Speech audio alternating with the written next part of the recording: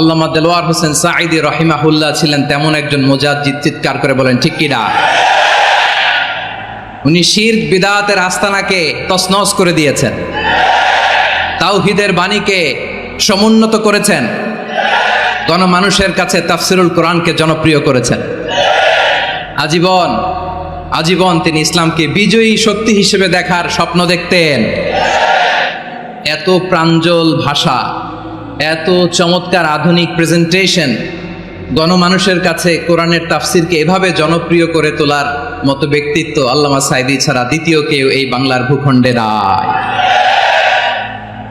এই যে তাফসিরুল কোরআন, এই যে টার্মিনোলজি, এই টার্মটাই উনি আসলে জনপ্রিয় করেছেন। আমরা আগে জানতাম না যে এভাবে তাফসির করা যায়, এভাবে scientific indications of the Holi কোরআনকে মানুষের কাছে পেশ করা যায়, এভাবে এত জীবন ঘনিষ্ঠ করে, এত ইন্টারেক্টিভ করে কোরআনের কথাগুলো মানুষের কাছে উপস্থাপন করা যায়।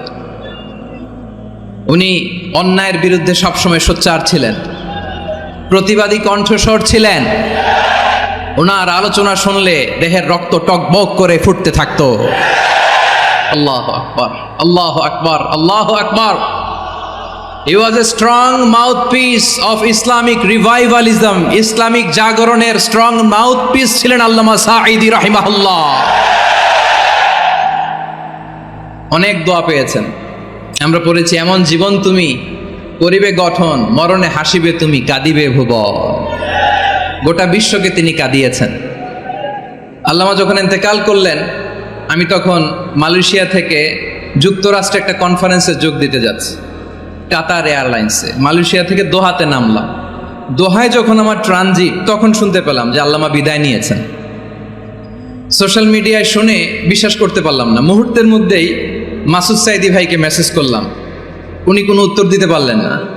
মাসুদ ভাইয়ের সাথে যখন কোলাকুলি করি, আমাদের শামীম ভাইয়ের সাথে যখন কোলাকুলি করি, মনে হচ্ছে আল্লামা সাঈদীর ঘ্রাণ পাই।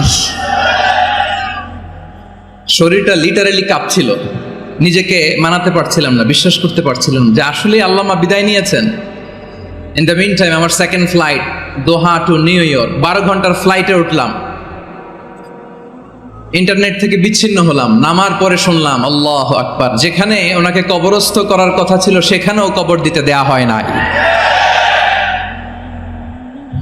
ছবিগুলো দেখতে লাগলাম, হাসিমাখা মুখ, হাসিমাখা নিথর দেহটা, মরণে হাসিবে তুমি, কাঁদিবে ভুবন।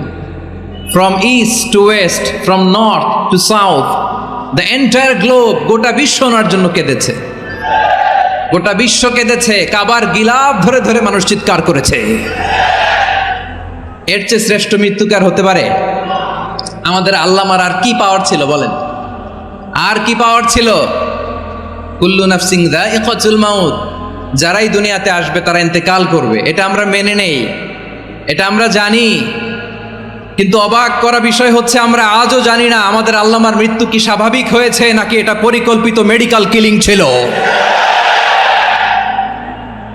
এটা যে পরিকল্পিত মেডিকেল কিলিং ছিল, এটা ধারণা করার পেছনে অনেক কারণ আছে। তিনি আধিপত্যবাদের বিরুদ্ধে সোচ্চার ছিলেন, ফ্যাসিবাদের বিরুদ্ধে সোচ্চার ছিলেন, রাজনৈতিক প্রতিহিংসার শিকার ছিলেন। এজন্য এটা মেডিকেল কিলিং হতে পারে এ ধারণা আমরা করতেই পারি। আওয়াজ করে বলেন ঠিক কিনা? যেই সময়টা আমরা কাটাচ্ছি, এত সুন্দর সময় বাংলাদেশ আর পাবে না। আমাদের জন্মের পর থেকে এরকম চমৎকার সময় আমরা পাই নাই। এটাই আসল সময়। আমরা ইন্টারিম গভর্নমেন্টের কাছে দাবি জানাই, উচ্চতর তদন্ত কমিটি করে এটা কি হত্যাকাণ্ড ছিল নাকি স্বাভাবিক মৃত্যু ছিল, এই রিপোর্ট গণমানুষের কাছে প্রচার করে জানাতে হবে। এই দাবির সাথে কি সবাই আপনারা একমত? কারা কারা একমত হাত তুলে দেখান।